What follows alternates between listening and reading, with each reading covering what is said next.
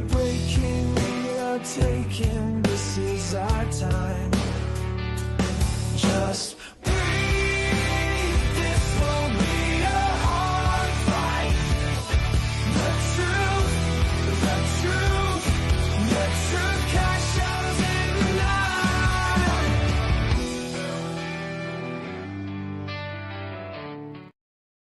Hello, hello, hello. All right, Sasquatch Unredacted Podcast is back.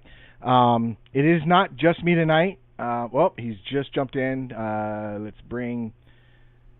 There he is, right there. We just came on, Johnny. Just came on. Excellent. Had to swap locations, try to find a better Wi-Fi signal. I'm always the problem. So, but we're on. We're ready to go. You're a little dark, but you sound clear, very clear. So. Well, yeah, not much to look at anyway. So, Marie's the researcher of the hour. So. Yeah, and we'll be able to see her clearly. So, been a long week. So, how's things going with you? How's any activity around your house or anything going on? Not anything super crazy. There have been a couple nights where I thought things were going to happen. Had a couple noises, but nothing enough to even really to know 100%. And usually when they're around, it's a lot more obvious than that. So I don't know if they're here or not, but nothing's been super obvious over the top. But then again, I've also been working. I'm putting a documentary together about pretty much everything that's happened around here over the past 7 years. So I've been really focused on that here lately, and that's been pretty much it. Actually, getting some T-shirts made for the conference for me and my daughter from the same lady that made your stuff. I talked to her today. So. Oh, good, Tina. Oh yeah, she was super nice, and see how that works out. Well, what you can do, I'm just throwing it out there, that because we're getting close, and if it's something that shipping might make it last longer, I can swing by and pick it up and bring it. No. See what I'm saying? Yeah, we'll see. She's supposed to be giving me a price here pretty soon. She said she was in the middle of a 80 shirt order right now, and I talked to her. And I was like, "Yeah, a buddy of mine had you make him some stuff, and I was just wondering if you could make me 2 shirts." And she was like, "Well, yeah, but when do you want them done?" And I'm like, I don't know. Can you get it done within the next 2 weeks? And she's like, oh, I thought you were talking about today. I'm like, no. You don't have to do it today. I just need them for the conference that's coming up. Good deal. But super nice lady, and we'll see how the pricing thing goes. But obviously, you've been pretty happy with her because you've used her for shirts and for our backdrops there. Yeah. Well, the backdrops, I got a really good price on those that I felt compared to the other banner that I got from the other guy. The other guy just wasn't reliable. Literally not reliable. I could place the order, do everything, but other than everything's done except for payment, and he'll say, okay, you'll have it next week. 3 months later, I haven't heard a word from the guy, and that's how it kept going. Lord. And I'd call him, hey, what's going on? How's this? Oh, yeah, what were we doing again? See what I'm saying? And I was like, I got to find somebody else. So I got with her, and she was just a lot quicker. Yeah. So, and the quality, you got the banner. It seems like it's pretty good quality. So. Oh, it was super good quality banner.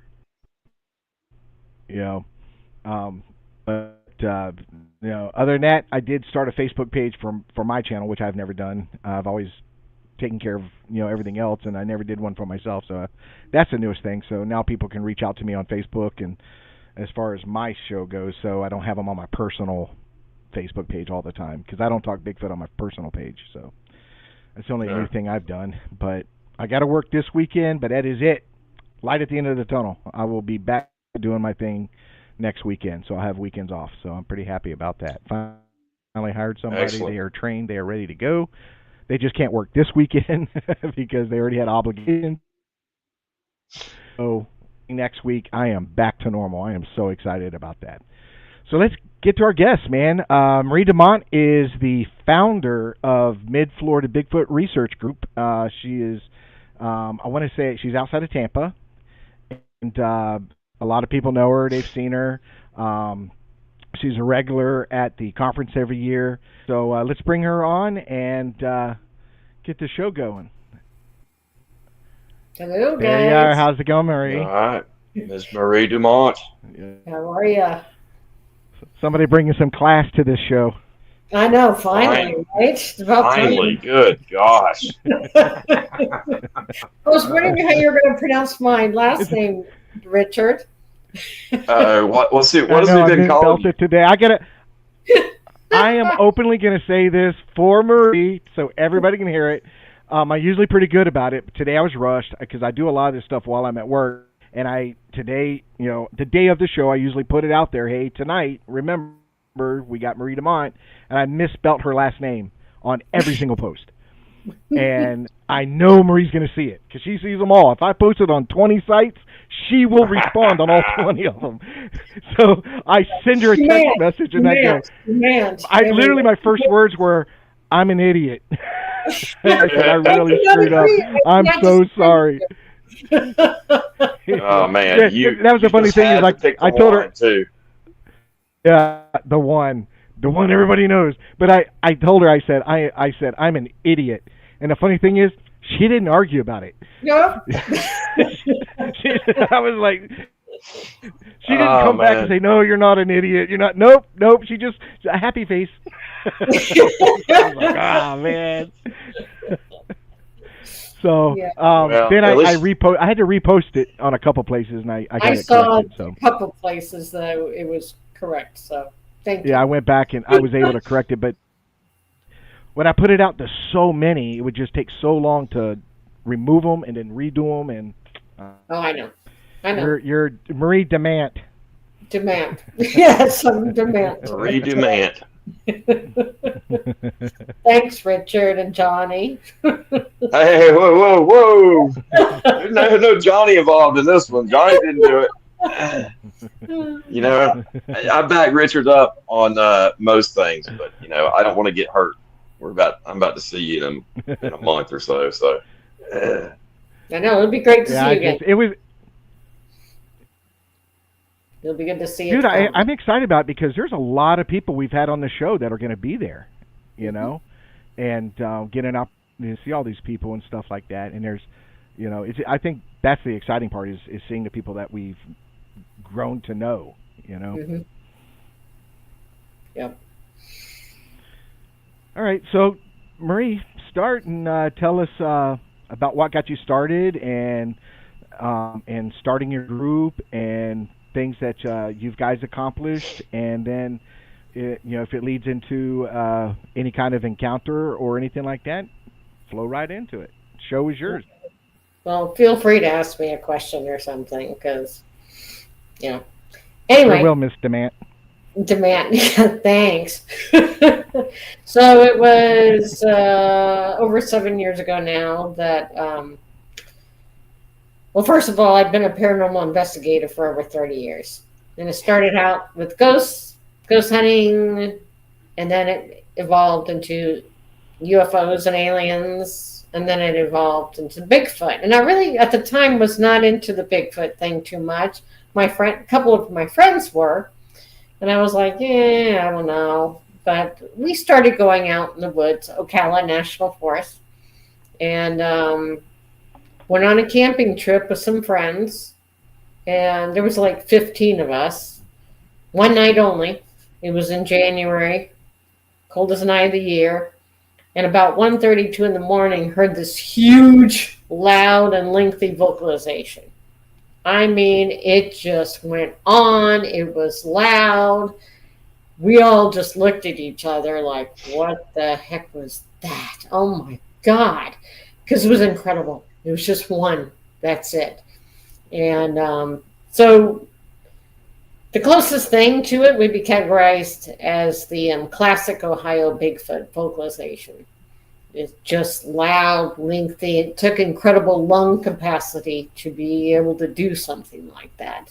And it was maybe, I don't know, a half a mile away, maybe.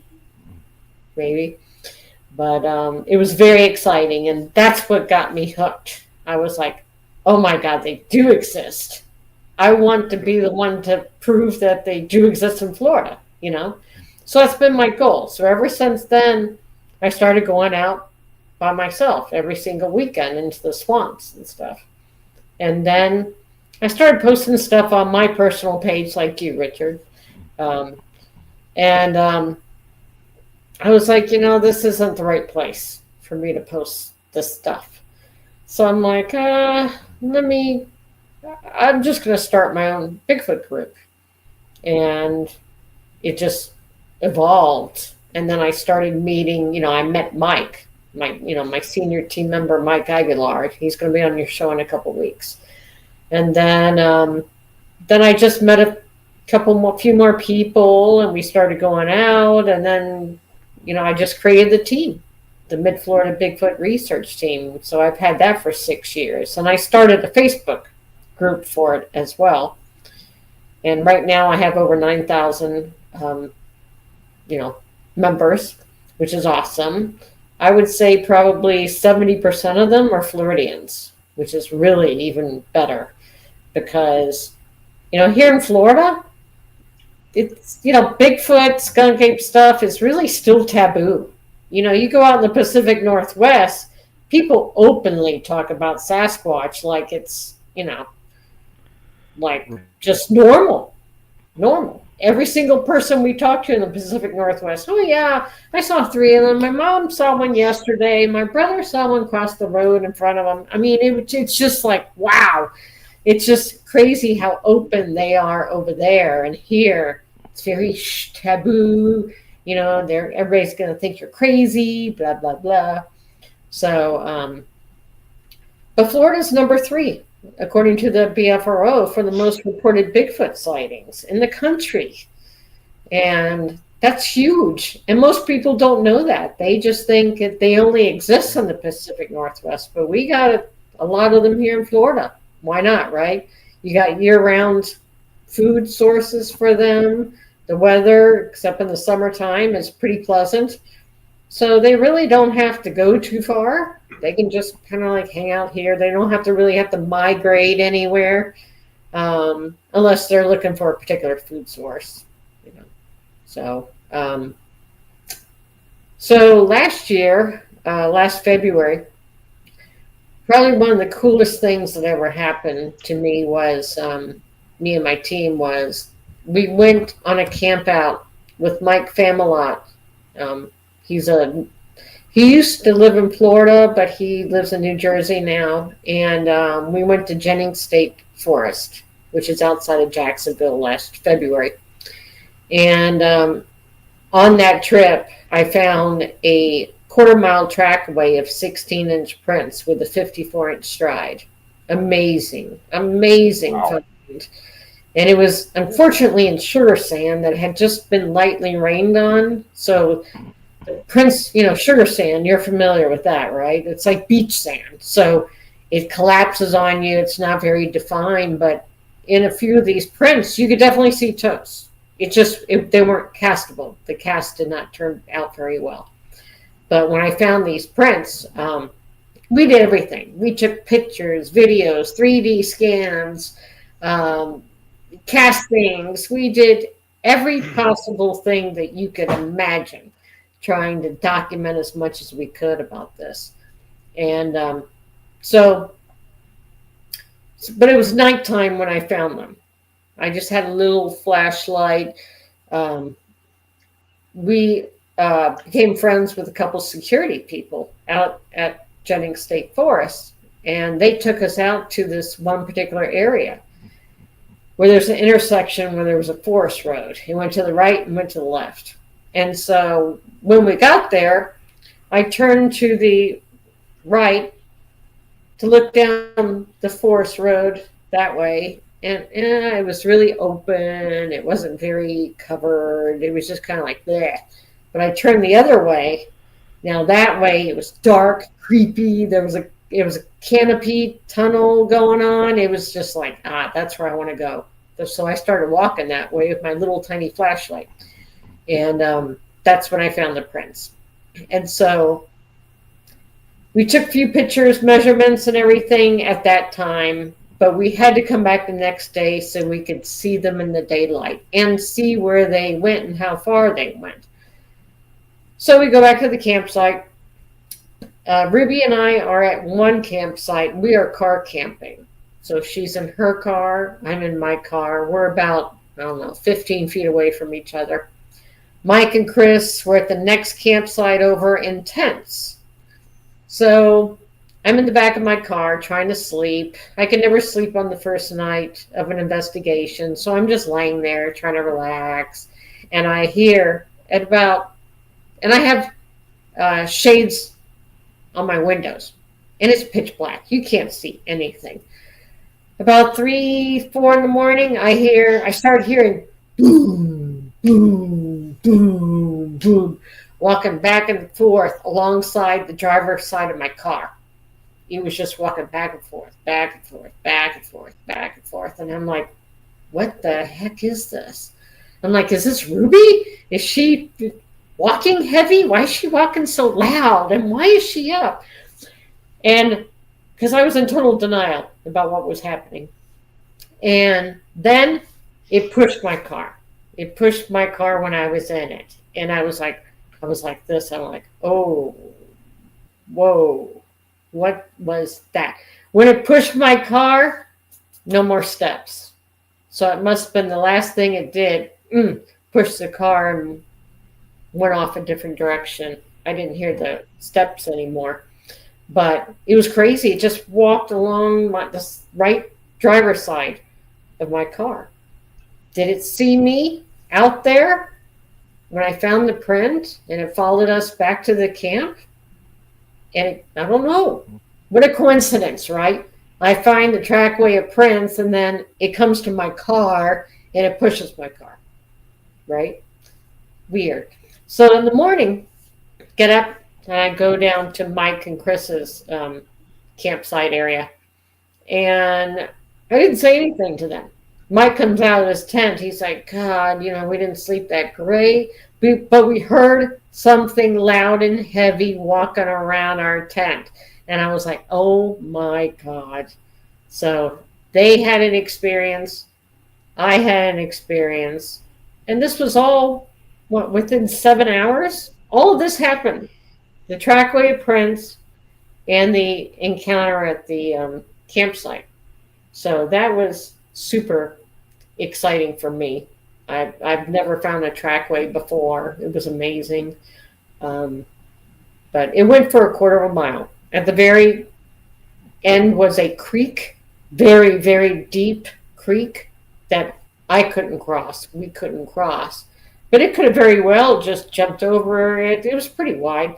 Or it could just jump in the water and jump back out, or there's a fallen tree it could have jumped on and kept going. But that's as far as we could go, that we could tell. So that was exciting. So up there, back behind me, is the Bigfoot Times newsletter, that yellow right there. March 2024, we were the featured cover story for the Bigfoot Times newsletter.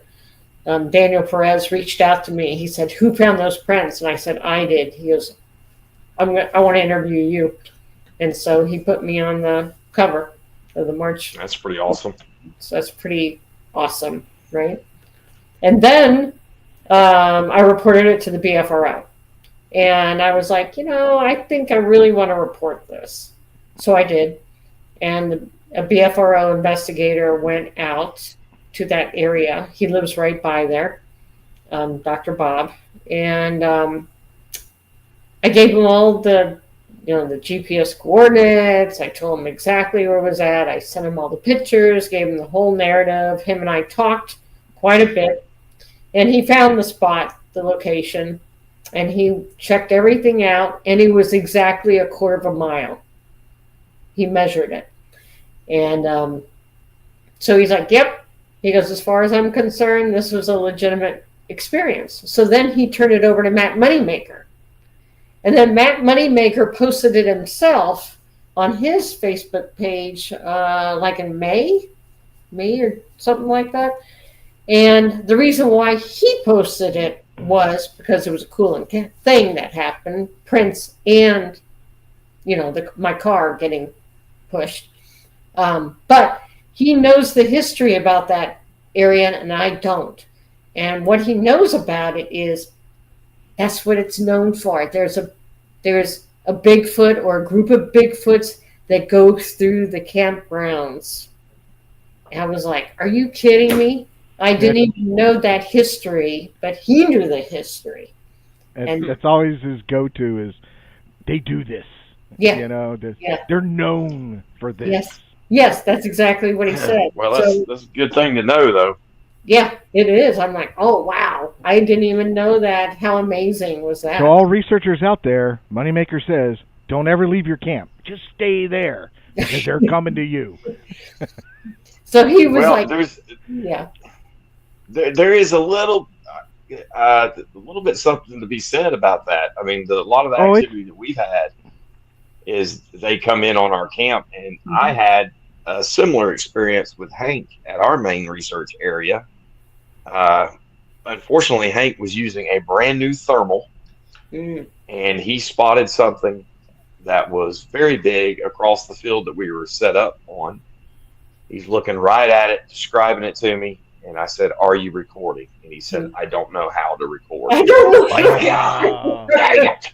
That is atypical. Oh my God! You miss that, and then you always figure that out before you go out.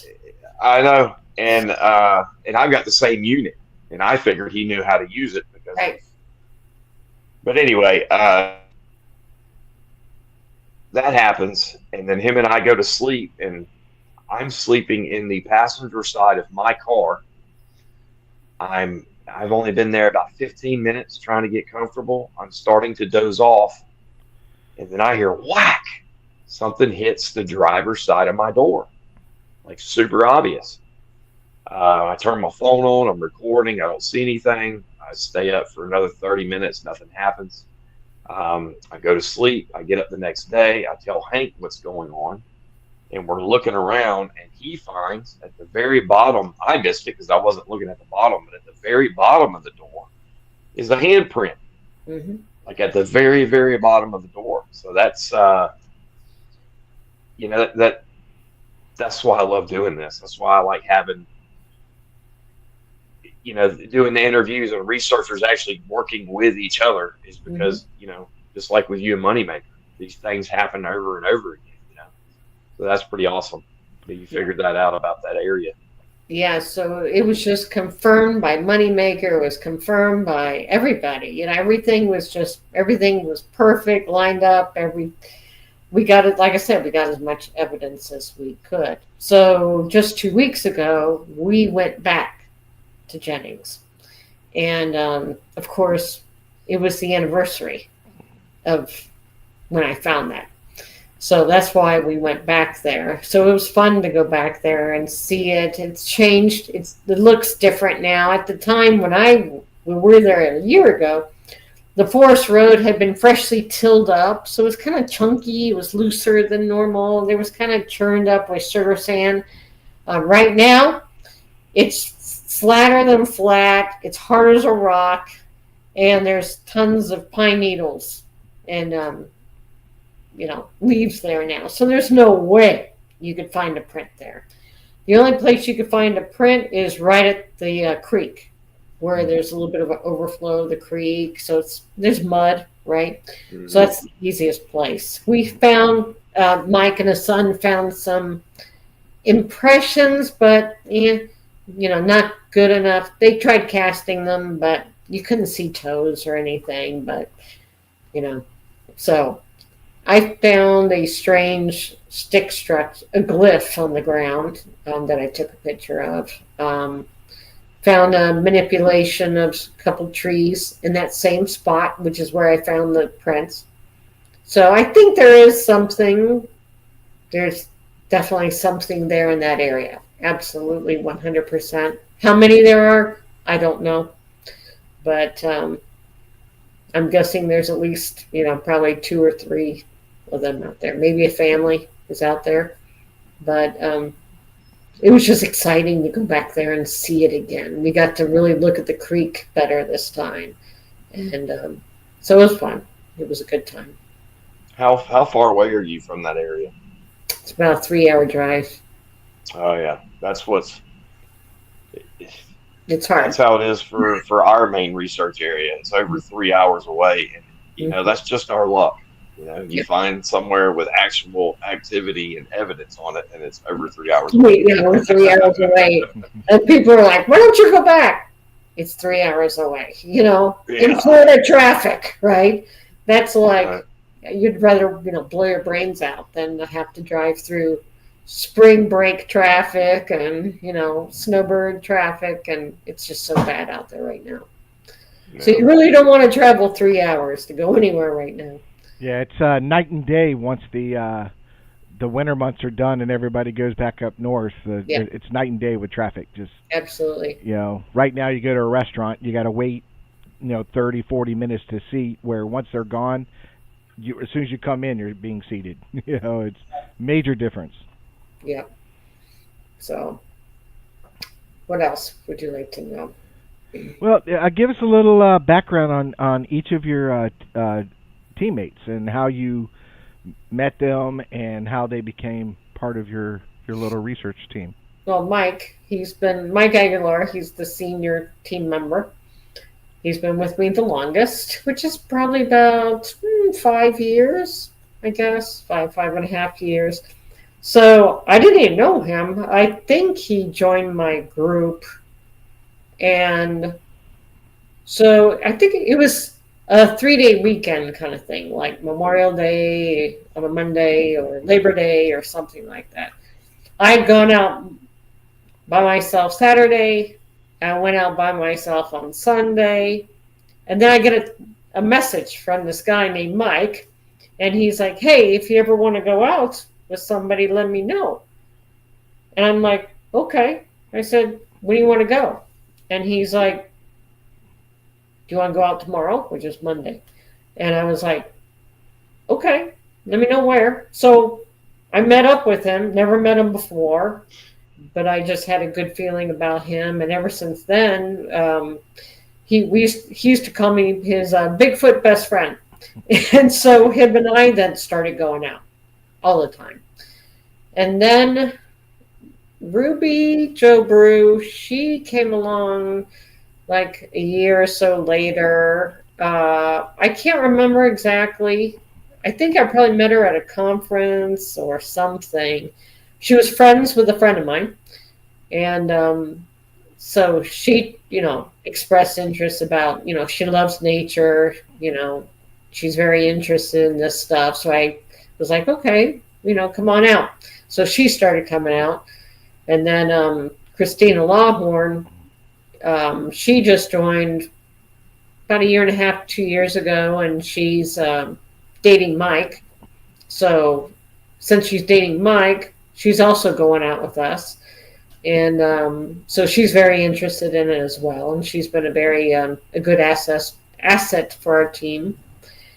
And then now I have a new member. His name is Bob. And he's brand new. He's been around 3 months, I guess. And I met him a few times before, but I really got to talk to him a lot in Umatilla, Florida, at a bushcraft event in December. And there we got to know each other a little bit more. And him and his friend found some really cool like really, really arched and twisted trees in the middle of nowhere. And it was actually by a pond. There were 2 big ones and 1 miniature version of it, kind of like an adult made, twisted and arched this tree. And then the little one did its own off to the side with some little tiny bushes, So it was like three different arched and weavings in this one spot, maybe 20 feet away, 3 of them. Kind of like a little classroom. Yeah. It's like, okay, I'm watching Dad make whatever. And then he's just playing around with the little tiny trees, little tiny bushes, and he's making his own little arch, pinned down arch. So that was pretty interesting. And so he expressed a lot of interest in doing Bigfoot research. Very, very interested in it. And so I added him to the team, and he has a lot of equipment, really high-end research equipment. So that helps us out. He's got some great thermal binoculars. He's got military-grade night vision binoculars. He just has all kinds of equipment. So he's a good asset for our team as well. So, basically that's about it. I love my team, and they're just the best. So.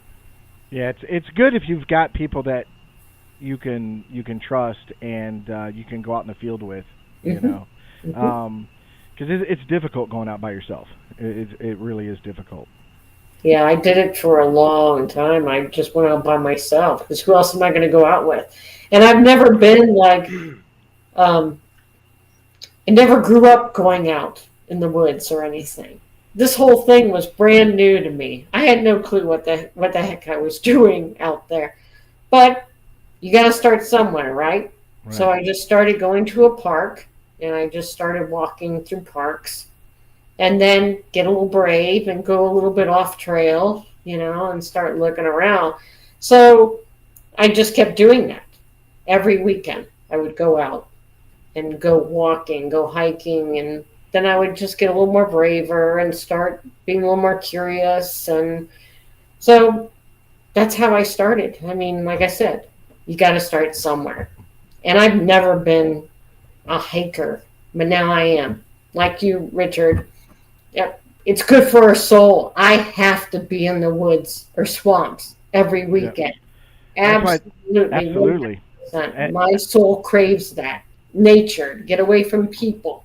I want to be in nature and just enjoy watching animals or just looking at the beautiful scenery.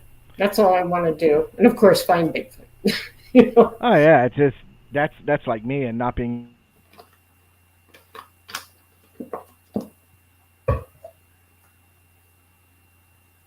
able to enjoy the surroundings, and seeing animals, seeing a deer or a squirrel or something was just so refreshing. Absolutely. So refreshing. And I tried to, and I posted some stuff today where I don't just do the Bigfoot thing. While I'm walking, there's a lot of downtime. When all of us are walking in the woods and looking, there's a lot of downtime. But sometimes you see something beautiful that Mother Nature made, and I want to take a photo of it. I want to remember that, and so I do that while I'm out there as well. So I'm photographing mushrooms and flowers and animals and just beautiful scenery. I've sent you a few mushrooms. Yep. Like last weekend, last Sunday, I went out Saturday and Sunday. And last Sunday I went out with Ruby, and she's like, "Where do you want to go?" I said, I really wanted to go to Hillsborough State Park, which is outside of Tampa. Mm-hmm. And it's a public park, which I'm not crazy about. But it's been closed for like 5 months since the storm. So it just opened up 2 weeks ago. So I really wanted to walk around in there and see what's going on since nobody's been around in there. It's still half closed because of the storm damage and flooding. But at least we got to look around a little bit. But what I forgot about is where the river is, there's beautiful rapids right there. Right. Oh my God, you would think you're in the Pacific Northwest when you look at the spot. It's like, my God, it's absolutely beautiful, beautiful, beautiful, beautiful. So we were just in awe of how amazing this area was with the rapids. And so it was a beautiful day. We didn't find any footprints, but at least we got to see something a little bit different. But we're always looking. We're always looking for, structures or prints or anything out of the ordinary. So. Yeah, and that's the hard part about Florida is when we get hit by these storms is when you go back out, you have to disregard so much stuff Oh yeah. because of the hurricane. Structures or trees bent over, and because you're like, we just had a hurricane. Yep. I can't disregard. I can't say this happened or this happened because we just had a hurricane. And it takes a long time to recover from that. Oh yeah. A long time. Our active research area before Hurricane Milton, man, we had so many things out there, so many cool stick structures on the ground, shoved in the ground. There was stuff laying around, bent branches in the between the cypress knees. I mean, crazy stuff. It all got washed away with the storm. It's like, oh my God, are you kidding me? All that wonderful stuff. Now it looks like a bomb went off in there. Everything is just everywhere. There's branches and crap everywhere. It's like you said, how do you even figure out what is, new or what's old? It's just, like I said, it looks like a bomb went off. Yeah.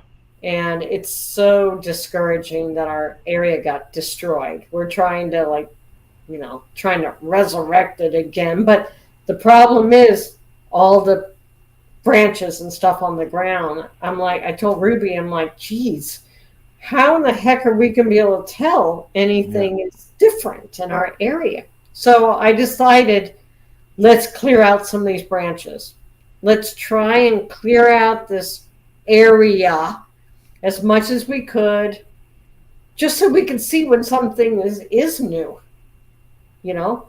And so we did. Her and I dragged branches. We threw them off to the side. We just tried to clean up our area the best we could.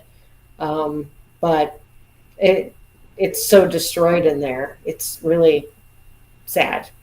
So there's really, all the good stuff's gone now. And then we can't get into another area that's very active for me and Ruby. We can't even get in there still because of the storm damage. They still have it closed. Can't get in there. So it's like, great. So the hurricanes really mess up us researchers here in Florida, that's for sure. Yeah. What were you going to say, Johnny? Yeah, that same thing happened in our main research area. It just absolutely decimated it. There's massive trees that are across the majority of the very large creek that runs through that area, and it's made it, it's basically impassable. Yep. It's and the best in my particular, like we were talking about a couple of weeks ago, in my particular area around my property, there's so much leaf litter and pine straw that the prints are, I think I've only found like 3 or 4 the entire time I've been doing this out here. But on that property, there's beautiful sand everywhere around that creek. And now it's virtually impossible to, you got to go up and over and through and around all these trees that are laying down. It really is a shame. And it's also what I'm really afraid of is, you probably don't have as big of a problem with it in Florida because of the humidity level, but I'm really afraid that place is going to catch on fire because there is a lot. When it dries out there, that place is just loaded with kindling. Well, we're lucky up here. Yeah, the fires aren't really a big threat. We have them. We have a lot of fires in Florida, but nothing like you would see in California or in other states. They're pretty quick on getting it taken care of. But when we have a muck fire, they'll burn for months, and they're almost impossible to put out. You just got to wait for them to burn out, But yeah, all those trees that went down, they got to rot, and they absolutely become a fire hazard now, let alone an obstacle. So the Withlacoochee River, do you remember going there, Johnny? That was right. Remember we went with Matt Larson at Green Swamp when you came down? Oh, yeah. We were right there with the Withlacoochee. The water line from the storm was over 7 feet. Good Lord. I took a picture. Ruby took a picture of me in that swamp area where the river is. The water line is way up here above my head. You could still see the water line. That was from Milton. Just that. And it just washed everything away. It flooded everything. So it's, like I said, it really has messed up us researchers here in Florida, and it still continues. Because, like I said, we can't even get to some of our areas. We still can't get in there. Well, that's how it was after, was it Milton or the one before that? It might have been Milton, but I had camped out, and another guy had come and hung out with me, and they opened it up for camping, but you couldn't actually go into the park. You can go into camping areas and camp, but everything was closed down because they had so many trees across the road and across the paths, and so many trees that they were scared that were ready to fall and haven't fallen yet.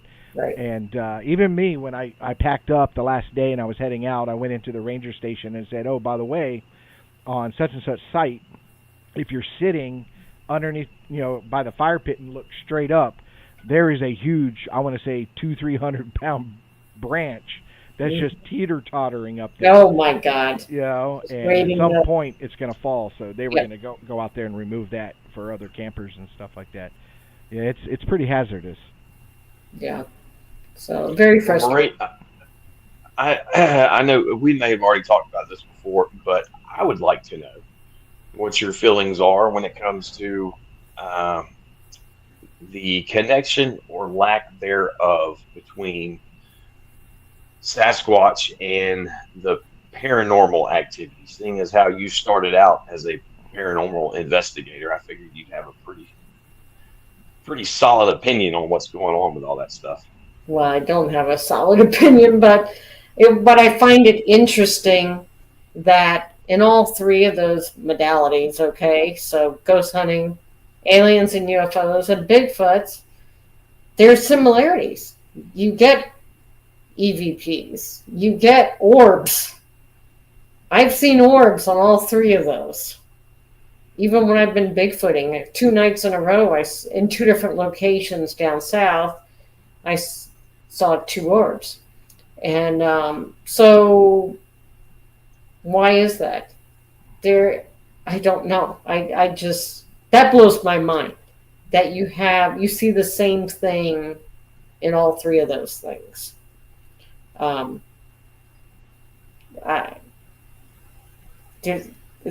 don't know. I really don't know, Johnny. That's the same answer I got. I don't know. I have, and I've talked about it before. I've seen a lot of orbs on my own property. In fact, that's how everything started for a couple of years. Right. But the orb stuff pretty much stopped, and after that is when the Sasquatch activity started. And I always figured that. Interesting. Now I knew. Nobody's interviewing me right now, so we're not going to get all into it. But I knew that the orbs, in my experience, it was me and my wife, that it was a spiritual thing. I'd have to go into detail and all that. But anyway, it was pretty amazing. Mm-hmm. And then eventually, everybody in my household would see an orb, and then my neighbors, 3 of my neighbors, have seen the orbs. So for whatever reason, they're in there. And then you also have the Sasquatch too. But I've always figured that, I've personally never seen them cross. Like, I've never seen an orb and then got a wood knock. I've never seen an orb and gotten a growl. Oh, have you? Mm-hmm. So tell us about that. Yeah, so this was like the craziest orb encounter I've ever had. So I was out with my team down south, and we were at a campground. Nobody was there. So nighttime, we all went out there, and we all brought a different piece of equipment. We either had night vision or thermals, and we were all just sitting in facing a different direction, right? So we're just monitoring what's going on in our where we're looking. So here I am. I have a thermal monocular, okay, that I'm looking at. So if you ever use one of those things, it kills your eyes. Mm-hmm. Is what it does. You can only like look through it for a minute or so, and then I put it down because I have to let my eye rest, right? I'm not seeing anything, so I just put it down. So we're sitting in total darkness, right, with our equipment. So I'm just sitting there like this, and I'm just staring like at this tree line. And there was the tallest tree out there is what I was staring at. Don't ask me why. I just was. So I'm just sitting there just looking at the tree. All of a sudden, bam, this gigantic flash of light. This orb was bigger than a basketball. It just exploded in front of the canopy of the tallest tree, the tree I was looking at, the exact tree I was looking at. I was like, whoa. And everybody turned around and they're like, what? And I'm like, look. So it went from, it just appeared, this big orb, just flashed like LED light. And then it started moving. But when it moved, it went from that down to like softball size. So now it's moving down the tree line, right? So I'm just like, what the heck? And I'm watching this happening, and everybody else is watching now. They missed the initial appearance, explosion of this orb, this giant orb. But now, like I said, it was softball size. So it's moving along, and it's kind of like flashing in and off a little bit. And now it's going behind some bushes. So you can't see it. Now, let me just say there were no fireflies that night. So I'm like, okay, it's going to come out from the other side of the bush. I'm just watching, right? And what comes out from behind a bush is it looks like a teeny tiny firefly, little green light, this big, teeny tiny. And I'm like, what the heck? This thing comes out of the bushes and it comes right at me. I have never had a fly, if that's what it was, which I don't think it was. I was talking to it. And I'm like, oh, look at that. He's coming. I'm like, wait a minute. He's coming right at me. He came directly at me about 3 feet in front of my face. And then it turned to the right, started moving. When it got to my shoulder, it disappeared, vanished. I was like, what did I just experience? What the heck was this? And then about a half hour later, big crack. It sounded like a baseball bat cracking. Like somebody just hit a grand slam. Just crack. I was like, wow. What a night that was. That's the craziest orb thing. I don't think it was a firefly. I've never had a firefly just come right at me, right to my face, like that, directly. Bushes, just came right at me. I was like, what is this? I'm not understanding what this is. And then he got right here, next to my shoulder, gone, vanished. What is that? I don't know. But I do believe, though, Johnny, that I think Bigfoots, Sasquatches, whatever, probably do have some special abilities that we would consider to be paranormal or supernatural. Okay? Like maybe they can turn into an orb. Maybe they can cloak themselves. Nobody knows. We probably will never know, but I think it's entirely possible that they have abilities. Look at chameleons, right? You know, how many, probably hundreds of years ago, someone said, hey man, I saw this lizard that turned blue when he sat on a blue shirt. people would be like, you're crazy. But here we go. Chameleons can change colors. You change their skin color based upon what they're standing on. So maybe Bigfoots have some kind of special ability. We don't know, but there's some interesting things that happen. Yeah, that's where I stand. Is you got Bigfoot, and there is a metaphysical paranormal side. I'm just waiting for that bridge, that connects the two. And until that happens, I keep them separate. But once you have that bridge, like somebody films a Bigfoot do something like that or something odd or whatever, now we've seen it, we could bridge it. See what I'm saying? Yeah. So I'm still waiting on that to happen. Right. I usually don't have a lot of paranormal or metaphysical things happen and stuff like that. Lavon had a question. Every once in a while it happens, but do you think? But most people just blow it off, and they're like, that's nothing. Oh, it's this. Oh, it's that. Yeah, I'm not one to blow it off. I'm one to pay. I'll pay attention to it. If something happens, I'll pay attention to it. But I probably wouldn't give it. I'd probably give it 50% effort on investigating what it is versus if I saw a Bigfoot, I'm all 100% investigating what I just saw. Yeah. I always tell people that analogy. If I see a UFO and then I see a Bigfoot, I'm focused on the Bigfoot. UFO can do whatever it wants. You know what I mean? That's because that's where my focus is. Sure. But you make note of that. You keep that in the back of your head, back of your mind, and you're like, okay, because they could have abilities that we don't understand yet. Yeah. And to sit there and say, no, one has absolutely nothing to do with the other, I think you need to be more open-minded, because otherwise you're directing the outcome, right? If you're not being open to everything, then you're just directing the outcome. Oh, it's no way, they could have paranormal, supernatural abilities. You don't know that. Nobody knows that. People have seen things, and there's things that I don't even believe.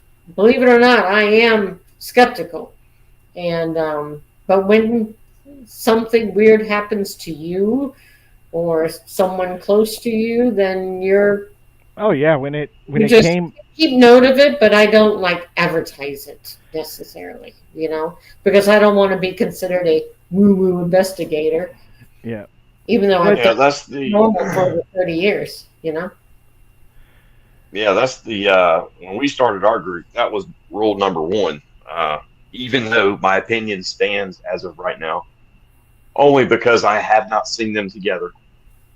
Our number one rule was it doesn't matter what happens, even if it makes us extremely uncomfortable, because there's a stigma that comes. You won't, I've seen the creatures, and I'm dedicated to trying to get the evidence to prove it to other people. So the last thing I want to do is to give people a reason to not believe me. Right. But the fact of the matter is, if I'm leaving out the fact that I've also seen orbs too, actually I'm a liar because I'm leaving stuff out. You're leaving facts out. You're leaving out the details. Not telling not telling the full story is, pretty much the same thing as making things up. Right. I don't know what these things are yet. I just want to prove that they are, that they exist in general. And we might, like you said, we might not ever be able to actually prove, whether they are capable of doing these things or not. And, but I tell you this, it's very interesting. But I've also seen other things that kind of explain how it seems like they disappear, and the way they, as quiet as they are, the fact that they go down on all fours and all these other things. So it's kind of all over the place. Yeah. But you can't, if you start leaving things out, we're never going to get to the bottom of it. Folks. Right. Absolutely. So, yeah, like I said, I don't advertise the fact that I used to be except for on podcasts, I'll say I used to be a paranormal investigator, but on my group, I don't typically talk about paranormal stuff, but I do keep all that in the back of my mind and make note of it and just continue on, because they very well could be. We've gotten EVPs out there. In the Green Swamp one night, we were doing an investigation. We were just sitting around, again, doing the same thing where we're just sitting in a circle looking. And one of the things that happened out there, Ruby had her hair pulled out, like something pulled it and let it go. And she said she felt like something breathed on her lip. And during that same time, we did not know this. It happened until later on. Our old team member, Tim, we're sitting there, and he captured on his night vision something boop, flying across the screen horizontally. It was about that big. And it looked like either a stick or a bone. And we're like, what the heck is this? We didn't even know it happened, but it flew across the screen. You could hear it hit his backpack, thunk, and then it hit the ground, thunk. And we're like, what was this? When did this happen? So we went back the following week, back to the same spot. Now I want to see what this thing was. I'm looking for a bone. I'm looking for a little stick, and I found the stick that would have been the proper length. It was about 4 inches, little tiny stick, right? But how close does something have to be to throw this at us? The stick was this big. What, 10 feet maybe is the furthest away you could actually be to throw a tiny little stick at us? But yet we had night vision going, we had thermals going, nada, nothing. Didn't see anything. So where did that stick come from? Don't know. Did a Bigfoot throw it at us? Did a ghost throw it at us? I don't know. But we don't know where it came from. But I have the stick. I carry it around with me as my good luck charm. So hopefully good luck charm. I gave you a good luck charm one time. What was it? The small glass. Oh, yes, I have. Yeah. He's in my living room. Little glass Bigfoot Sasquatch face. Yep. Yes, thank you. I love that. But anyway, that was just a strange thing that happened, because it's like, how do we not see this? How do we not see anything? But yet it threw a stick at us, a tiny 4-inch stick. And I experimented with that stick. I threw that stick on a backpack to see if it would make the same noise, and it did. Exactly the same. And I'm pretty sure that is what it threw at us. But what threw it at us?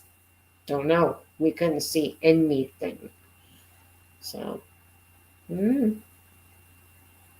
We just buffered real quick. Yeah, I think, like, the weirdest thing that's ever happened. I've had things thrown at me and little things like that, but I think the weirdest thing was I was doing a night investigation. I was by myself, and I was walking down this trail, and I heard something. Well, first it was I guess I scared a critter, like a lizard or something, at my feet, and it skidded off into the brush, across the ground. You could tell. Mm-hmm. It could have been a snake. It could have been a lizard or something like that. Just something small. Yeah. And so that made me look to the right, and and it's really thick forest, really thick. It's a what they call a scrub oak forest. And I saw this light, and it's just flashing. Now I only visibly saw it 6 times. Somebody else went back, reviewed the tape, after I posted it, and zoomed in, and they were able to count 11 times. Very bright, and it flashed, and then it just stopped. And I investigated and found nothing. I mean, it was almost like if it was a light on a trail cam or something like that, and it was blinking.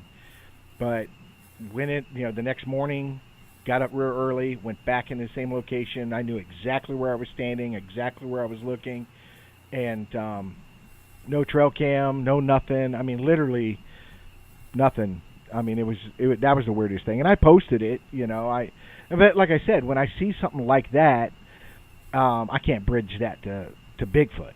Mm-hmm. All I can say is I saw something very strange. Sure. I documented it. I did go back and investigate to figure out what it was. Didn't find anything. I have gone back since then and went back to the same location, and still haven't found what would have caused it. Now I haven't been back at night to see if it does it again. Mm-hmm. And I keep telling myself I am, and I've been there at night, and I just, for some reason, it slips my mind to go back over there and try it again. Yeah. But like I said, it's finding that bridge to connect the two. To me, they're both separate phenomenon. Mm-hmm. They both exist, but they're separate. But they're like anything, there's similarities because all three of them you get the same things. Well, yeah, like that night I had the light and everything, and then it disappeared. But I didn't have any Bigfoot activity. I didn't have wood knocks or any vocals or anything like that. I had that big knock. The rest of the night was pretty quiet other than that right there. And, so that's me. That's just trying to bridge the two, So, my plate is so full, you know what I mean? So I try to keep it my life as basic and as simple as possible, so I just stick to one thing. But like I said, if something happens during that, then it is what it is. I have to document it and go from there. And the next night saw another one in a different campground area. But this one, because, I was getting kind of bored. And so I said, come on, Mike, you want to take a little walk? And I had my thermal with me. So we walked out into the big open field at the campground. And we see a light, an orb, a light over in the trees over to the right. And we're both looking at it. And it looks like a searchlight, like something just going back and forth. Like somebody had a flashlight and they're looking for something. It's just going back and forth. And Mike is like, there's somebody over there. I'm looking in my thermal. I said, no, there isn't. There's nothing there. He's like, there's got to be. I said, Mike, look in my thermal. He looked, nothing. He's like, oh my God. He goes, I have never seen anything like that before. For him, that was his first paranormal experience that he had. But the strange thing is, it looked like a searchlight. It just was like looking for something. And then it just disappeared. But it just would go back and forth and back and forth. That was another weird one, but that was the second night. So that weekend, both nights, we had orb activity in two different areas. Yeah, I had an incident where I was doing a live spot. I'm sitting at the fire, and as I'm sitting there talking to everybody, I'm doing it on my phone, so I have a pretty good field of vision. Mm-hmm. It's not like I have a computer in front of my face. It's just my phone on a tripod. And you've been to this campsite, so there's that field of nothing but palmettos and spotted. There's some bit spotty. It's not a forest, but 500 yards back, it is a solid forest. Mm-hmm. And so I'm sitting there watching, and there's a light, and it's going up and down like this. And it had to been in front of that tree line because nothing blocked it. Right. See what I'm saying? Like if it went behind a tree, you'd lose it. Along the tree line, There was nothing like that. It was just undulating, like riding a wave. And it was just doing that, and then it just disappeared. Mm-hmm. But it was so far away, I didn't know what it was. I knew it was below the treetops. It was below that. Mm-hmm. So I've seen, and I turned the phone around and showed and said, hey, I don't know. I think I just saw my first orb. You know what I mean? I don't know. Yeah. It was just so far away, I couldn't really determine what it was or anything like that. But it was definitely, odd. But, yeah. Are they associated with each other? We don't know. But that area does have skunk ape Bigfoot activity. Absolutely. So coincidence?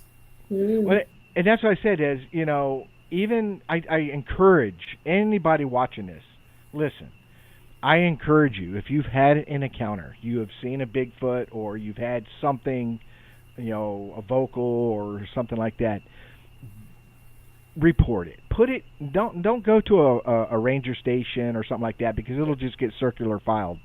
But report it to the BFRO or report it on the Bigfoot Mapping Project.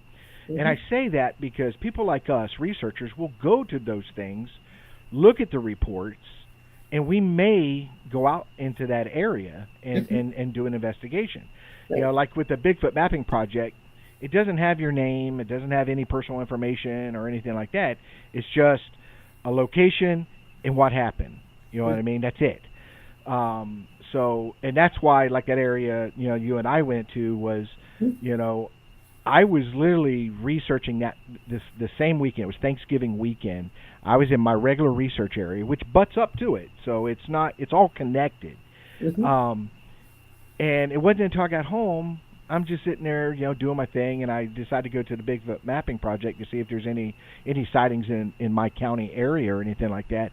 And sure enough, there were two that same weekend. Oh my gosh! Two completely different. They had this. The state park has a little 5K run. It's a turkey trot for Thanksgiving. Yep. And so there was a lot of people out there, and these people got done with the running, the race or whatever, and they decided to go for a hike. And it was 3 people, and they came across what they said was a Sasquatch. They took a photograph of it and all that, and they reported it to the Bigfoot Mapping Project. The very next day, an elderly couple that ride their bicycles out there for exercise was riding in the same area within probably just a matter of a few hundred yards from that sighting. They saw something coming out of the woods and reported it. So I was like that close. If I had just chosen a different location to go research, you know what I mean? So, it's a very interesting area, and but that's how it happens. And I tell people that all the time: is seeing these things is happenstance. It just happens, and everybody's got just as good a chance as anybody else. I can go out there. Now, I go out there all the time, like you go out there all the time, because it increases our odds. Absolutely. You know what I mean? And it's like playing the lotto. The more you play, the better chance you get. Johnny's in the chat room because we did lose Johnny, and he was having some bad connection issues, and that happens. Mm-hmm. But so where was I? I lost my train of thought. We're talking paranormal. Well, we were talking about the Bigfoot Mapping Project and stuff like that. Mm-hmm. It's a great resource for researchers to go to and look at and find out information and stuff like that. It really helps us. So I encourage people all the time, go to either one of those. I personally prefer the Bigfoot Mapping Project because it has a timeline. Has different color symbols for how recent the activity was and stuff like that. Where with the BFRO, you have to go through the reports and check the dates and all that and figure it out. But I encourage people. It's a great resource. So if you have something, please report it because it's very helpful. In that location, I've had 2 encounters out there. And then, of course, those 2 encounters. And then there was another guy that he literally, in his report, and he even says it in a report, he was talking about it. And me and you went down that road, I believe, where the swamp area was. When we went to the swamp, it's that dirt road that we hiked down. Yep. He was coming down that road, and that's how you entered the park, because you had come from that direction. Mm-hmm. He was coming down that road, and it ran across that road in front of him. So he reported it and stuff like that, and he even said it that the rangers said it as if they didn't think he heard them, but they had made a comment. Yeah, we got another crazy guy saying he saw Bigfoot. You know what I mean? But it's really funny. The last time I was in there, and I posted this picture. So I'm up at the counter, getting done with everything and signing out for my camp out. and on the desk, with the ranger's desk, is a little sign, about Bigfoot. You know what I mean? On his desk. So I snapped a shot of that when they weren't looking, and I posted that picture. I thought that was kind of funny. Yeah. So. Yeah, and that's why I'm out there every weekend. I'm trying to increase my odds of seeing. I have not had a sighting, but I've had everything else. Well, that was the point I was making. I'm glad you brought that up, because I was saying is, we increase our odds. We go out all the time, and we do camp outs, we do weekly hikes. We're always out there looking. But somebody just for the first time that year decided, I'm gonna go for a hike. Yep. We have just as good a chance as anybody else. Absolutely. If you read these reports, if you take all the reports, 95% of them are happenstance. Yep. Somebody was hiking, somebody was fishing, somebody was jogging, somebody was riding their bike, driving down the road, and they happened to have a encounter. Exactly. So I just tell people, when you go out there, just be prepared as you can, because we're never prepared either. We go out there with all this equipment and we miss stuff all the time. Yeah. Because I wasn't recording at that moment, or I wasn't, because we're always thinking about, I got to conserve battery life, and I got to do this, I got to do that. Mm-hmm. And it's that one moment where you're not doing anything, or I decide to break and have a sandwich, so I park my butt underneath a tree somewhere, and while I'm sitting there eating ham and cheese, I get a wood knock. You know what I mean? Yeah. So it just happens, and you can't be prepared all the time. You just hope that one time that you are filming or are recording, you catch it. Yeah, it was about, our team did a camp out at Cold Creek, which is, butts up to the Green Swamp. That's where my camp out is next weekend. And so we didn't have any recorders up. We were just camping out, but we were doing investigations. We had our other equipment, our, thermals and night vision and all that stuff. But we didn't have any recorders help. So what happens? What do you think happens? So we got there Friday.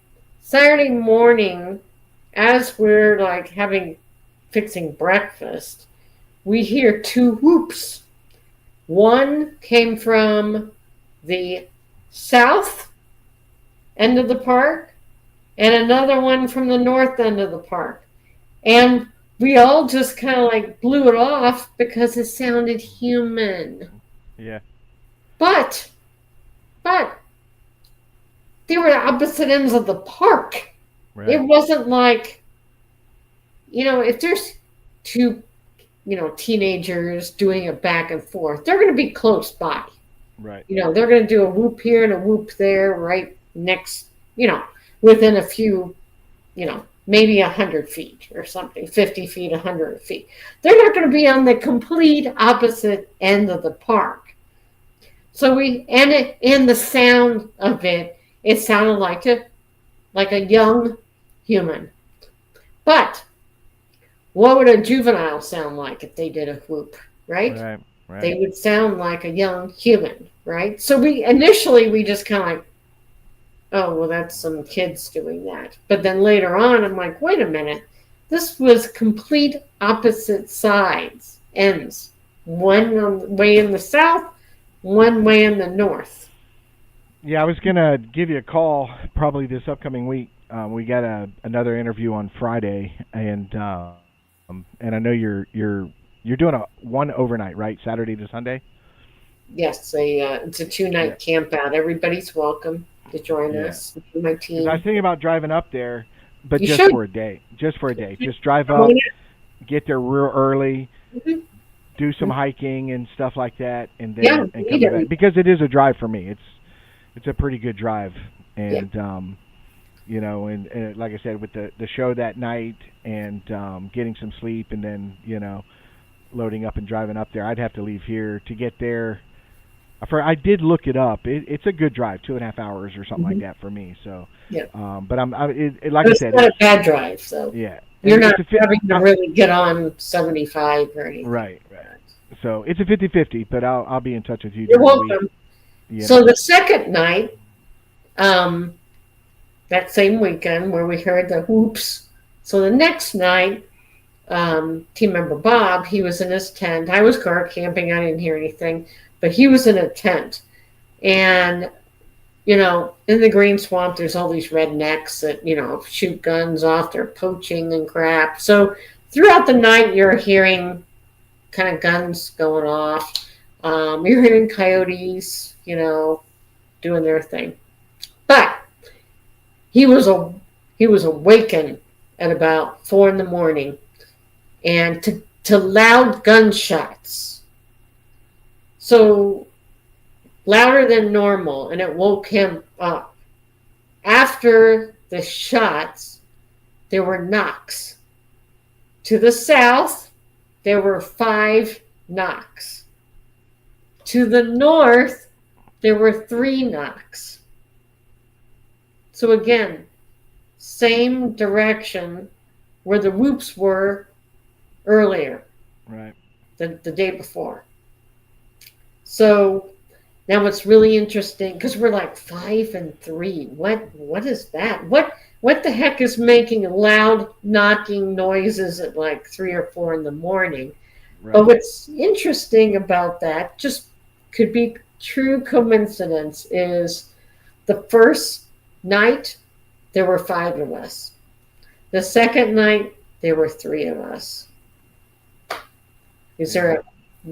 Were they watching us and they were signaling to each other how many we were? I don't know. It's just some people say that you know, I've known researchers that before they enter the woods, you know, they count how many people they got and they knock a tree that many times and then they enter. You know what I mean? I don't know. You know what I mean? It's one of those things until, you know, we get answers and we're able to, you know, peel back a lot of that onion and find out, you know, what is going on here. It's one of those, we can only speculate and theorize what it is and why they're doing it and stuff like that. And you said that's what draws us out there, is try to find the answers, you know, try to get out there. And unfortunately we didn't have audio going. We would have captured all of it. Yeah. We would have captured every bit of it, but it was just really weird. Whoops, the first morning, then that night, knocks at 3 or 4 in the morning. Yeah. Loud knocks. And he was like, holy crap. He was freaked out by that. Yeah. Let's shift over. Let's talk a little bit about the Bigfoot conference. Yes. You know, you're a staple point. You've been going there for years, and so you know you'll be there again this year. And there's some people in the chat room that are going to be there, so they'll get an opportunity to meet you, meet me, meet Johnny, and stuff like that. It's a great experience. You know, you've heard me say it. It's our Super Bowl. Yeah, it's fun time. Like you said before, you know, it's good to see old friends again. Yeah, you get to talk to researchers and, you know, swap stories and information and tactics, but you get to meet a lot of people that just want to talk to you and that's talk about their experience. One of the best parts is hearing people's stories, because they'll just come up to you and start talking and tell you something cool that's happened to them or what they saw. Exactly. Mm-hmm. And you know, and the great thing is you know, people don't realize we'll take the time. we want to hear what you have to say. You know, tell us about it. You know, I think what was humbling for me was last year was actual subscribers coming up and saying, "Hey, I'm a subscriber," and that just it humbles you. It makes you feel good that wow, you know, there are people that are. All those numbers I see are real. They're real people, you know, and it's just it's really nice to talk to those people and thank them for their support and stuff like that, you know, because they are important. Subscribers are very important. Absolutely, you know? Absolutely. I encourage all my team members or anybody, just come up, look for me. Yeah, I'm going to have I'll be on Researchers Row with my table booth. We have a pretty nice booth set up, so come on by. We got lots of casts. I'm coming by because Ruby brings baked goods. Oh, yes, she brings baked goods always, or candy. Yes, hopefully it's baked goods again. She's our baker. Thank God. And, It's not all about you, Marie. It's always about me. It's about the cookies, man. And that's what I said. I'm like, you are bringing cookies, right? And she knows. She knows me. She knows that we love her, love her cookies and stuff. So she always usually comes through with some luscious little surprise to enjoy. Yeah, it's a good time. It's a lot of fun, and you get to see a lot of things. I tell people all the time, if you want something, anything Bigfoot related, it's being sold there. It's there. You'll find it. Shirts, hats, keychain. It doesn't matter what it is. There's a lot of neat stuff there. A lot of great speakers. People that people see on podcasts or people see on television or people see on different platforms. Those people are there, and you get an opportunity to talk to them and stuff like that. Like last year, I think the highlight for me last year was talking to Renee Holland. She's such a sweetheart. She was such a nice person, and Brian King, he'll be there again this year. I think he's going to make it his normal every year thing because he was there last year and now he's here this year. He's a really nice guy, good to talk to, hard worker in the Bigfoot field. He's always doing something Bigfoot related. So RPG will be the master of ceremonies again. Great host. I mean, he's up there and he's full of energy. Yes. Just unbelievable positive energy. Love and light and just beautiful energy. He's such a beautiful soul. And so it's just a lot of fun. It's a good time. Like I said, you get whatever you want that's Bigfoot related. Like I got a foot casting from Jeff Meldrum and some books signed by Ron Moorhead and Jeff and stuff like that. So you can get those little things and stuff like that. So it's a lot of fun. It's a good time, and it is good time. I won't do a booth this year. I want to free myself up to be mobile and do. I have some goals I want to accomplish this year while we're there. So, like I said, come hang out with us. You can come sit. Oh, I'll end up at your table. Come hang out with us. And the night before we have the VIP dinner. So me and you will be at the VIP dinner and opportunity to talk to people there and stuff like that. It's a 3-day event for us. It's the conference itself is a 1-day event, but it ends up being a 3-day event for us because we go up there on Friday and then we spend all day at the conference on Saturday and then we don't leave until Sunday. So so and usually when I'm there, I usually do sneak into the forest after the fact. I just go to my favorite spot in the Ocala National Forest, typically take a quick look while I'm there, right? Right. On Sunday morning, usually. Yeah. But it's a 3-day event thing. But yes, it's coming fast, Richard. Yep, I'm looking forward to it. I'm excited about it. Johnny, this will be his first time going. I'm really excited about hanging out with Johnny and his daughter.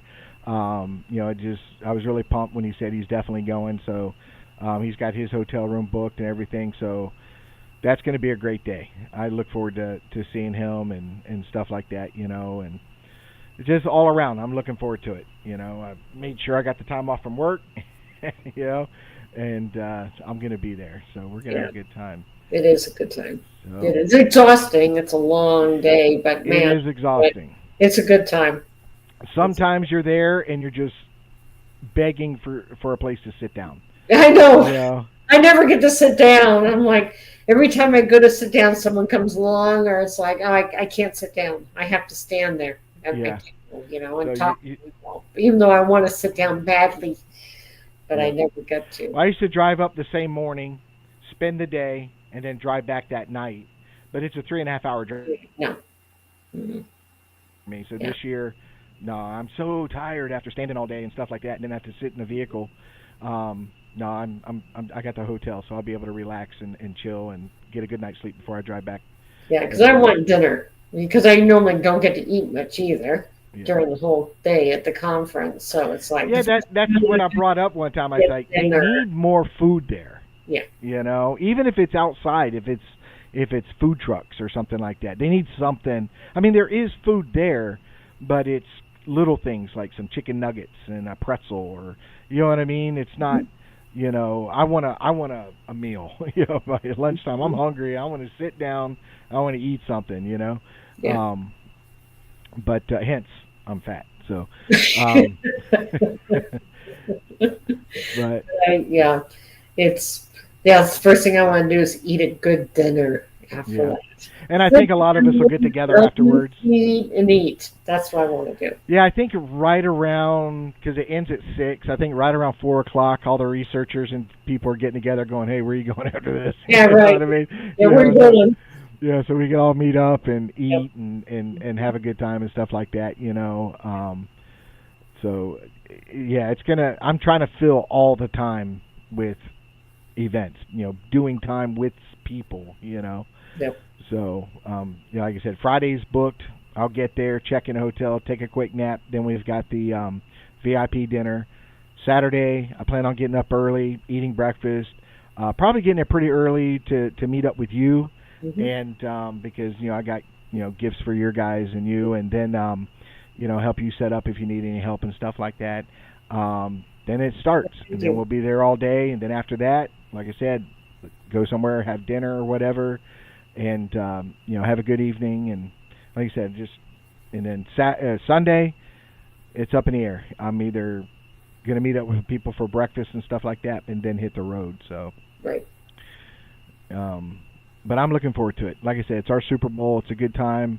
If anybody that lives in Florida or close enough that you feel like you could, Georgia or Alabama or something like that, and you want to drive all the way to Ocala, it's a great event. It's a lot of fun. It is a good event. My advice is next year, if you don't go this year, next year, as soon as Gather Up announces the hotels, book it. Mm-hmm. Because it goes fast. It goes really fast. So fast. Yeah. So like Johnny was lucky enough to get a room, but in my mind, because when I got my room, and that was the first month, that was in November when they opened up the reservations, they were already down to 5. For him to get one just in the last week or two, somebody probably canceled. At the same hotel? Yeah, he's staying at the same hotel. Oh, sweet, good. So we were all staying together. Yeah, I believe so. Mm-hmm. I got to get with Leonard. Hey, Lenny. He's in the chat room. Find out where he's staying at. But hook up with different people and stuff like that, and talk and break bread with each other and just have a good time. So. Oh yeah, it's good. It's coming fast though. Yes. Well, Marie, let everybody know where they can watch you at. Okay, so let them know all your platforms. Oh yeah, here we go. Facebook, Mid-Florida Bigfoot Research Group is the name of my group on Facebook, and so please feel free to join there if you'd like. Just answer the questions, and I run a very tight ship, so I don't let trolls in there or people who I think are suspicious. Because I want a clean group. I don't want people to feel they're getting bullied or ridiculed, so I do run a tight ship. And so that's Facebook. Feel free to join. Mid-Florida Bigfoot Research Group. So I'm on Instagram, Mid-Florida Bigfoot. You can find me there as well, and you can see pictures, all kinds of research pictures. YouTube channel, Mid-Florida Bigfoot Research Group on YouTube. There I will post every once in a while little videos, and I just do very short little snippet videos, like 1 to 3 minutes long, because I'm specifically showing a particular thing to you. So that's why the videos are short. They're short and sweet. They're easy to view. And that's the intent of it. And I also have a website, midfloridabigfoot.com. And that's where you find all the really good stuff. There's a research gallery there with all kinds of pictures of things that we have found or done. There's a press section, and press and media section. Talks about the publications we've been in, the podcasts we've done. I also have a blog out there about like safety articles or iShine or whatever that you can do. So midfloridabigfoot.com is a good resource. Just check. You can read bios about us, and it's a good place. And I think that's it. I think I covered it all. Oh, good. Right? That's a lot. Yeah. I like I said, I just did the Facebook page for BFFG, Bigfoot Florida guy. and literally today. So anybody interested in jumping on that, I just started it today, and I'm the same way. It's a tight ship. Mm-hmm. Everything has to get approved through me. Yep. So Yep. I don't allow a lot of I don't allow the you get all these Chinese names that pop up, and they want to you think, oh, okay, I approve them. No. As soon as you approve them, they start wanting to sell T-shirts and stuff like that. Yeah, No. And I tell people all the time, I don't allow that on there, because if one of my subscribers buys a T-shirt and they don't get the T-shirt and they lose their money, they're going to hold me accountable. See what I'm saying? Yeah, That I'm approving this on my page, so I don't. I go through it. I weed out the crap. Yep. I don't do any questionable stuff. Somebody who's zoomed in 200 times over and over and over, and it's a blob squatch. It's so pixelated you don't know what it is. Exactly. I won't allow that. You know what I mean? But I want people on there to talk about their encounters. I want people to share whatever they want to share. Just make sure it's good, and be respectful. Because if you're disrespectful, you're gone. You're gone. For me, you got one chance. That's it. You mess up, you're out of the group. Period. Yeah. I don't mind skepticism. I really don't. Yeah, there's no problem with that, but don't make fun of somebody, or don't cut them down, or say nasty stuff. Out of the group. Yeah, that's the way I run my group. I want to protect everybody, keep everybody safe, and I want them to enjoy the group, right? Yeah. So, and most of the people do love my group, so I'm always posting stuff. There's always something interesting there, and we're here to learn. We should be learning from one another, not putting each other down, right? Right. Yeah, because it's you saw that post I did today about collaboration. You know what I mean? And I'm tired of the whole community tab. It's not a community, but we do collaborate with certain people.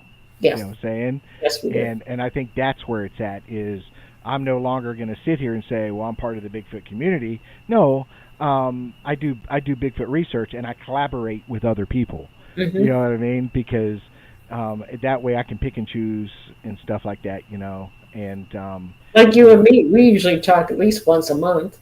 Oh yeah, and we've gone out together into the woods, into the field. There's people that I trust that that regardless,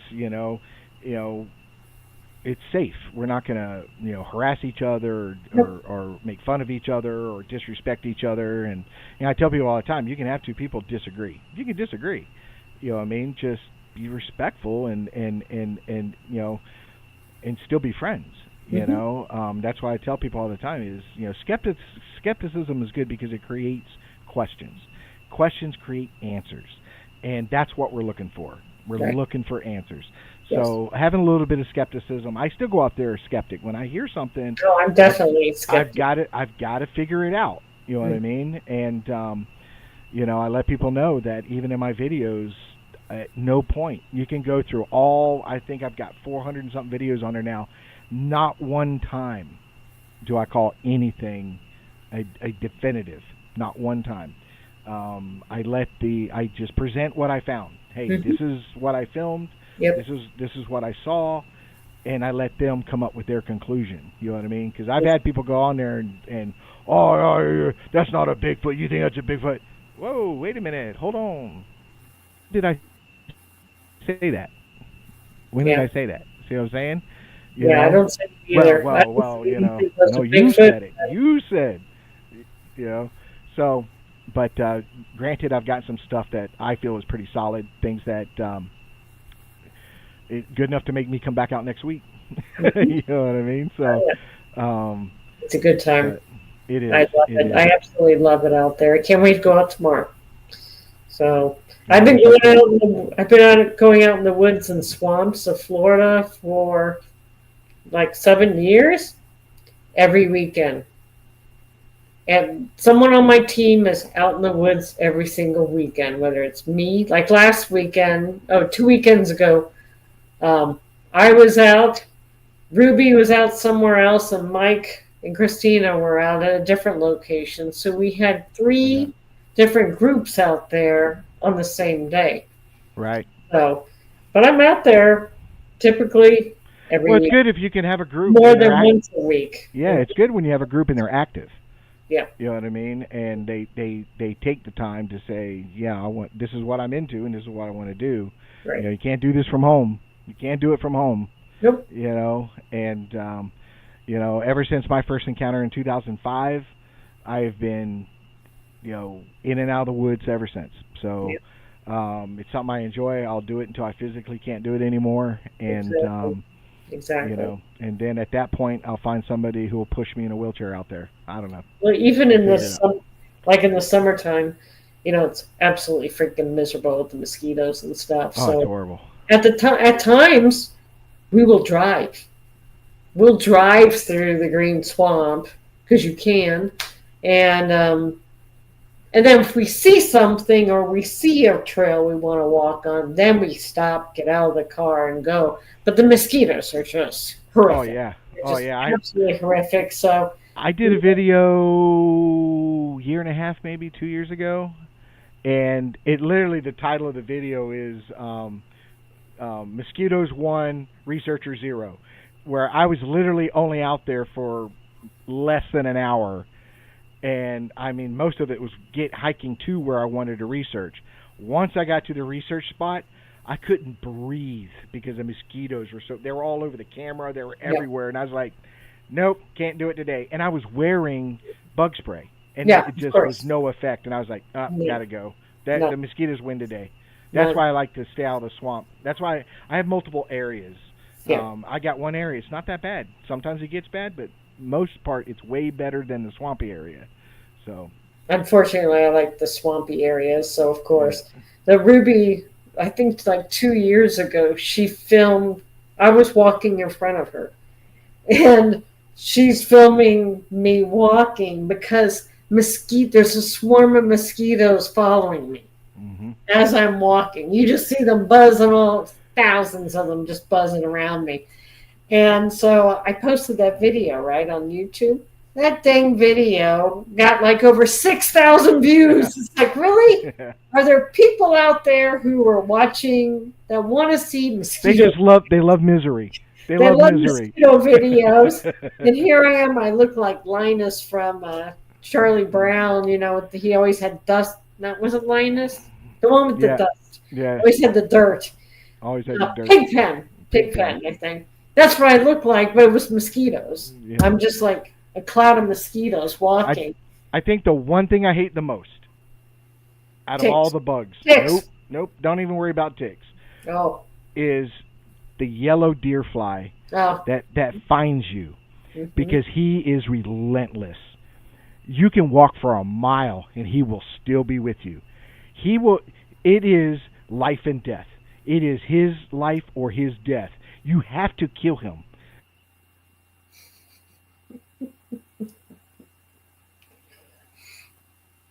Now, see, they don't bother me. So, once I have one of those, I stop and I do everything I can to kill him so I can move forward, because those things, they don't stop. They bother Mike and they bother you. They don't bother me, but the mosquitoes kill me. Yeah. Because I'm a mosquito magnet, 100%. I'm lucky enough that the areas I go into has never, ever been a tick issue, but I know the Ocala National Forest is the worst. The past 2 weekends, Richard, I've gotten ticks. Yeah. When it was 30-something degrees in Ocala and 40 degrees in Jacksonville, way too cold for ticks to be out already. I had 3 tick bites. I've walked in woods, and this is when I did deer hunt, and walked in, and it looked like dirt on my pants. That's how many ticks were on me. Jeez. It looked like dirt. Like you could, I don't know if people know, but we have this plant that grows and has this little black thing. It's just...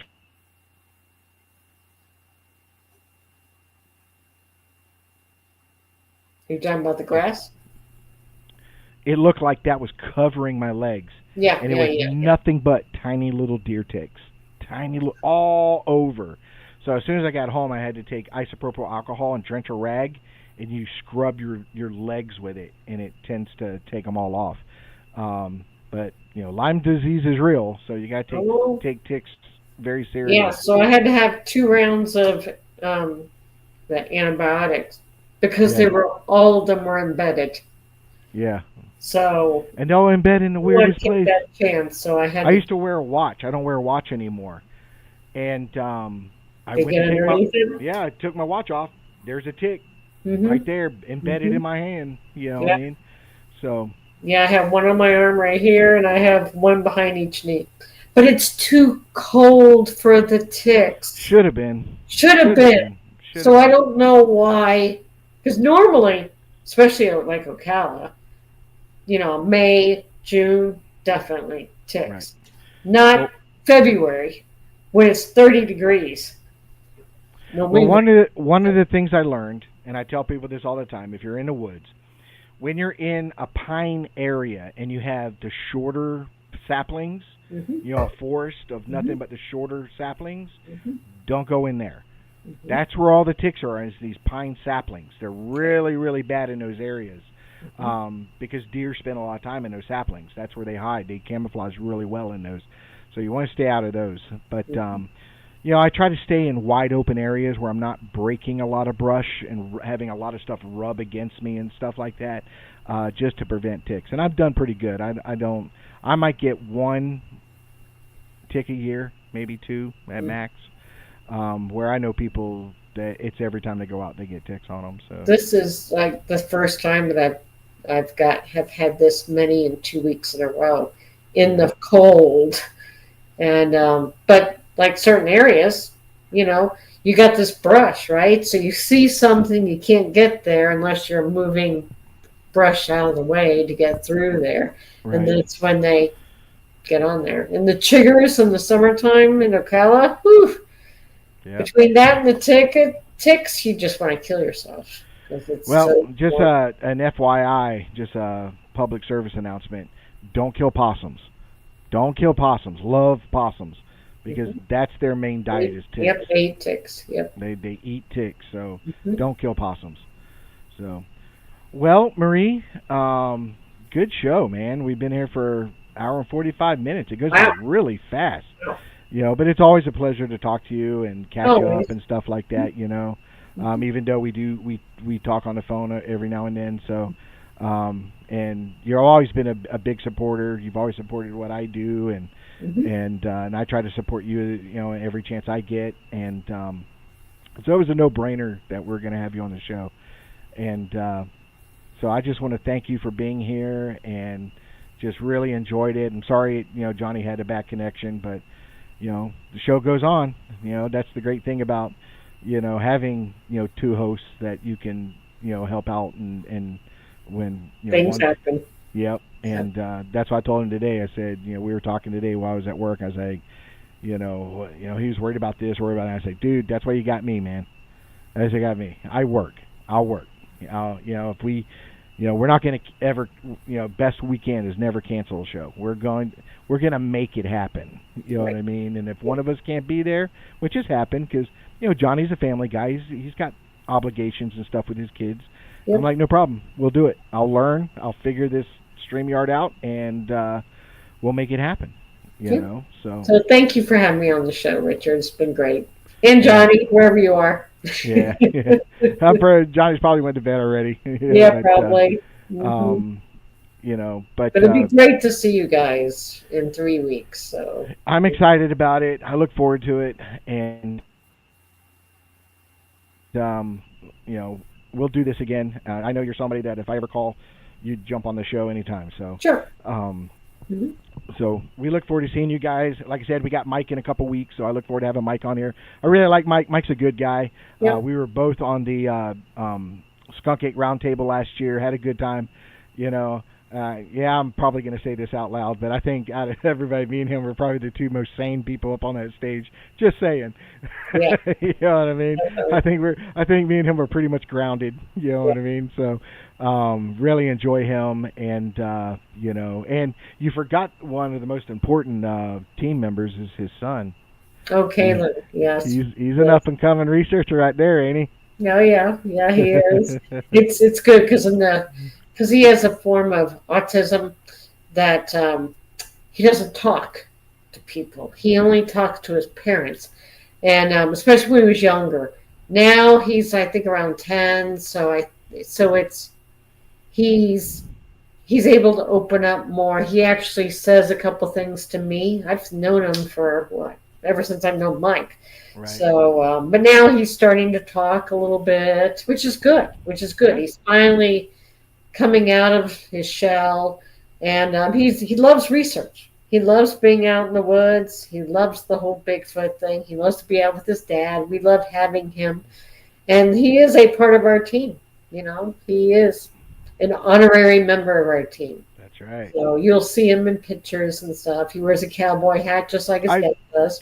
I've actually met him. I think didn't he bring him? Last Where year. were we? Yeah, he was at the conference last year, Mm-hmm.